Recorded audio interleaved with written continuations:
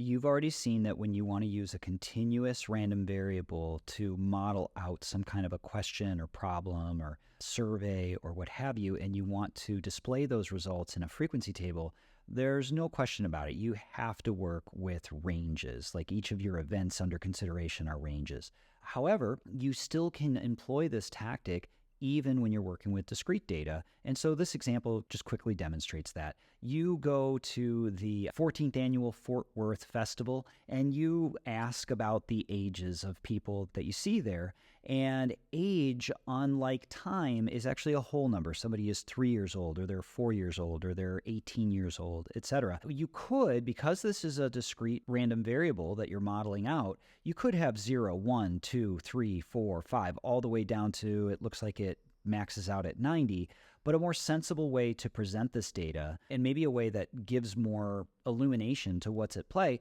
is that you break this discrete random variable into sensible ranges. So I have just chosen to work in ranges of 10 years. And quickly, the close bracket means including, and the open parens means up to but not including. So somebody who is 0 years old up to but not including 10 years old, which, is, since we're talking about age, really could have just as easily said 9.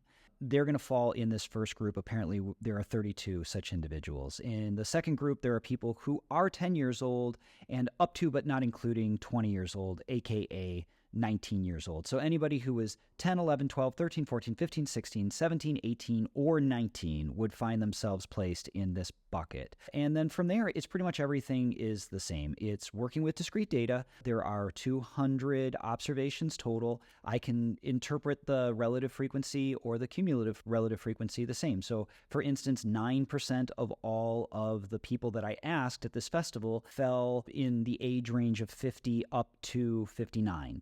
Or I could say that 77% of all the people that I interviewed or asked or observed were under the age of 40.